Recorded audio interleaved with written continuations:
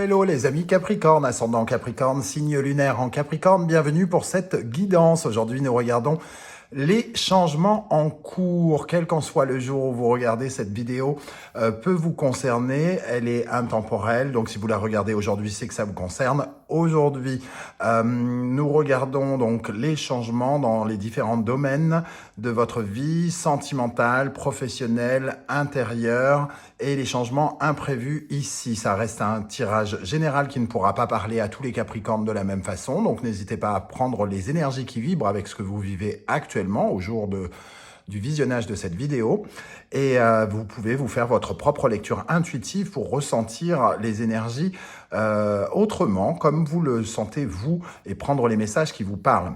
Je vous invite à regarder la vidéo de votre signe ascendant et de votre signe lunaire pour avoir soit des compléments d'information, soit d'autres messages qui vous parleront peut-être davantage.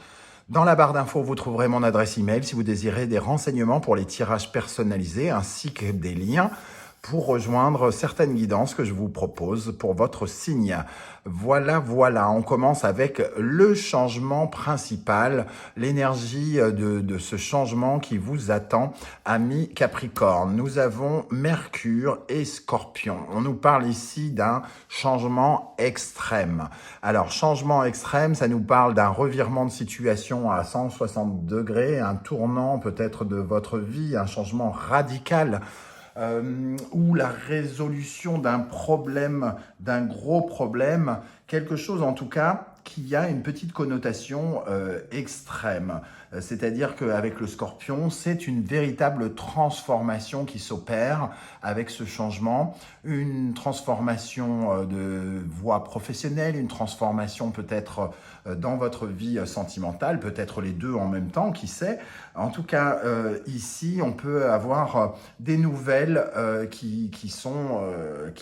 vous pouvez recevoir par exemple des nouvelles tout à fait extrêmes à votre sens. Vous pouvez changer d'opinion de façon radicale sur quelque chose et vous pouvez aussi avoir une discussion qui pourrait un peu bouleverser entre guillemets, votre vie, quoi, quelque chose d'existentiel. Il peut y avoir aussi pour certains une explosion verbale, un peu extrême, comme ces deux personnages en train de se violenter ou de se chamailler ou quelque chose comme ça, qui viendra changer en tout cas la donne.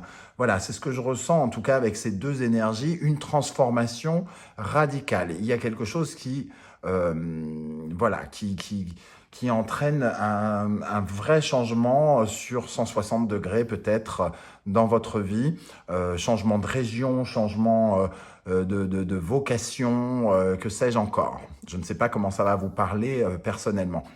On va regarder avec ces énergies le 10 de bâton, donc il nous parle de la fin d'une période qui a été lourde, longue, difficile, pesante, où vous avez peut-être ressenti beaucoup de pression, vous aviez énormément de poids sur le dos, énormément de responsabilités peut-être, énormément de soucis aussi peut-être, parce que ce poids des bâtons, tous ces désirs que l'on veut transporter avec soi, toutes ces actions que l'on mène pour aller atteindre un but, le 10 de bâton nous mène à un as. Un as qui se révèle un peu extrême, c'est-à-dire qu'il y a sans doute eu des décisions peut-être qui ont été prises ou qui vont être prises de façon assez extrême. J'arrête mon boulot, je deviens agriculteur, je sais pas, et alors que vous êtes dans un bureau à la Défense, par exemple. On voit bien les transformations ici, et la roue, les opportunités qui peuvent se créer et qui peuvent justement bifurquer votre trajectoire de façon radicale.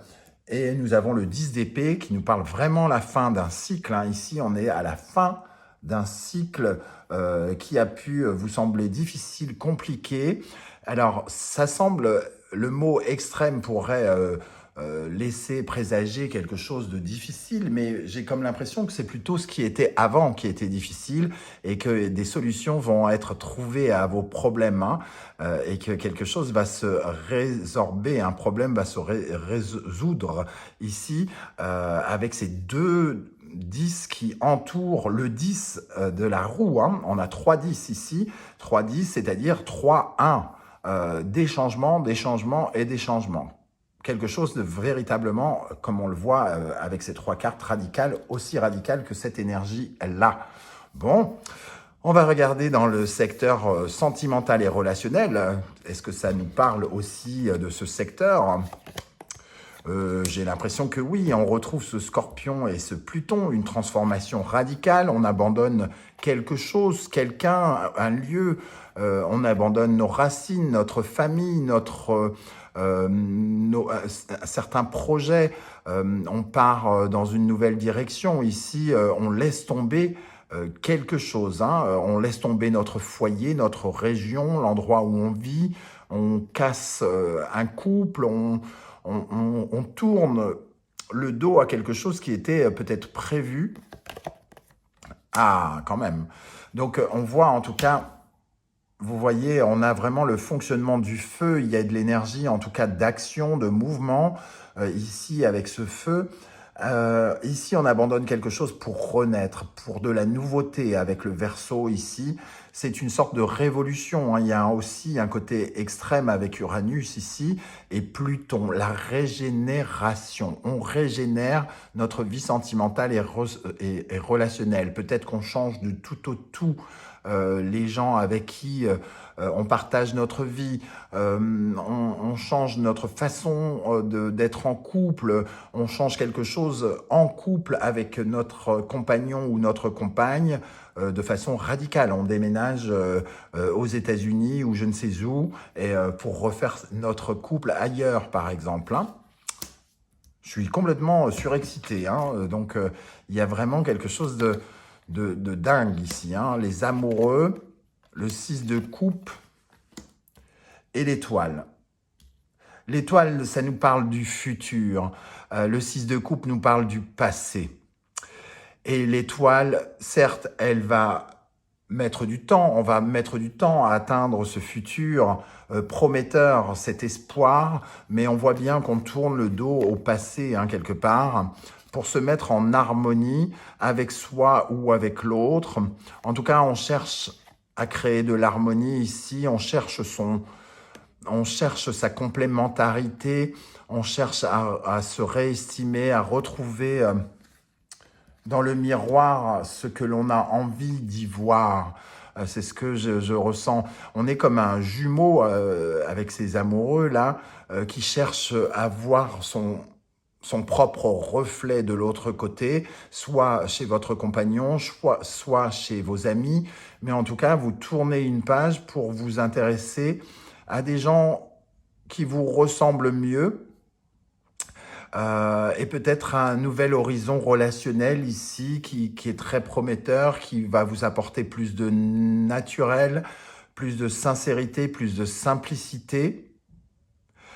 Et si vous restez évidemment en couple, parce que tous les Capricornes ne vont pas se séparer évidemment, hein, on parle ici de recréer de l'harmonie et de se resolidariser auprès d'un projet peut-être commun, de tourner le dos au passé pour aller vers l'avenir. Bon. Dans le domaine professionnel, maintenant, il est fort probable qu'on ait quelque chose qui va dans ce sens. Je ne sais pas pourquoi je le ressens. Voilà, hein. Il y a quelque chose qui se passe dans le domaine professionnel, soudain, un peu bousculant, surprenant. Avec Uranus ici, ce sont des nouvelles électrisantes, hein. On reçoit un choc, hein, par rapport à la vie professionnelle. On est dans le secteur de la Vierge, le secteur professionnel. Et donc, il y a des changements peut-être aussi radicaux, explosifs même, j'ai envie de dire. Il y a des croyances dans le domaine professionnel qui semblent pouvoir disparaître ici. On voit un blocage, on pense ne pas être capable de quelque chose peut-être, et c'est un peu comme si on se sentait obligé de demander à Dieu ce qu'on pense ne pas être capable nous-mêmes ici, hein. Et pourtant, les forces divines semblent être avec vous, avec Jupiter et le Sagittaire. croyez en vous, bousculez-vous. Il y a quelque chose ici qui nous dit que le changement va vous bousculer et que vous allez bousculer le changement aussi quelque part. Le 4 de Pentacle, le 9 de bâton, le 7 de coupe. Avec le 4 de Pentacle, on essaye de rééquilibrer sa vie financière, on va dire, donc de garder l'équilibre, d'économiser, de faire attention, d'être prudent, prévoyant par rapport à peut-être une crise professionnelle ici que vous êtes en train de vivre. Certains ont peut-être quitté leur travail, sont en train de le quitter, d'autres peuvent peut-être avoir de nouvelles propositions surprenantes, on va dire. On est un peu sur la réserve avec le 4 de Pentacle et le 9 de bâton. Le 9 de bâton nous dit qu'on n'est pas très loin du but et qu'il faut faire attention à la dernière ligne droite, entre guillemets. Le 7 de coupe nous parle de toutes ces opportunités qui peuvent s'offrir à nous, qui peuvent être créer de la frustration parce que tout à coup, le champ des possibles est énorme. On a énormément de possibilités de choix face à nous et on va être obligé de sélectionner ce qui nous plaît et ça peut nous mettre dans une situation un peu inconfortable de frustration. Ici, on voit en tout cas une certaine forme de bouleversement qui va nous inviter à bien réfléchir à ce que l'on veut, comment on veut se préserver, comment on veut, jusqu'à où on veut aller, hein, entre guillemets. Et, en tout cas, il y a encore un sentiment de mouvement. C'est le moment choc, entre guillemets, c'est le moment de l'électrochoc où il va falloir commencer à faire un choix, probablement, pour avancer. Et peut-être qu'il y a des choix radicaux ici, de transformer sa vie professionnelle, de soit changer de vocation, soit changer d'orientation, soit changer d'entreprise, soit changer de lieu d'entreprise, quelque chose en tout cas, qui va nous amener à faire des choix ici pour un nouveau départ. Voilà comment je ressens les choses, hein. Dans le domaine, on va dire, spirituel, psychologique et intérieur, nous avons le Scorpion qui réapparaît et Pluton, toujours quelque chose d'extrême. On est dans l'autoflagellation. Je crois qu'avec le secteur de la Vierge, ici, quelque part, on se fait mal à soi-même. On a peur, hein, on a peur de réussir, on a peur de rater. Et on s'autoflagelle peut-être d'avoir pris des décisions auparavant qui font que on se retrouve dans cette situation un peu extrême. On se retrouve peut-être dos au mur, hein, financièrement peut-être dos au mur. Il y a peut-être quelque chose ici où on se sent dans une, comment dire, dans une obligation de vite réagir et comment dire, on panique un peu, hein, c'est ce que je ressens, on panique. Et cette autoflagellation, elle est amenée à être transformée, à se régénérer tout le mal que l'on s'est fait. Et vous êtes en train de travailler dessus pour justement arrêter de vous faire du mal. Et donc, ce n'est pas le moment de ne croire, entre guillemets, qu'en l'univers, c'est le moment aussi de croire en vous. C'est ce qu'on me dit ici. De croire en vous et de croire, comment dire, ici à votre stratégie. Alors peut-être que votre stratégie s'avère un peu déroutante. Peut-être que vous avez quitté un emploi sans savoir ce que vous alliez faire après. Peut-être que vous avez fait un peu tout à l'envers ou quelque chose comme ça. Mais il s'avère que au fond de vous, vous avancez intérieurement, spirituellement, vos pions, en essayant de calculer comment vous pouvez progresser dans la vie, hein, ici. On vous voit calculer, être dans des recherches intellectuelles profondes pour savoir ce que vous savez faire. Et vous avez tendance à vous mettre des barrières sur ce que vous savez faire avec cette énergie d'autoflagellation. Et c'est le moment justement peut-être d'être un peu plus réaliste, objectif.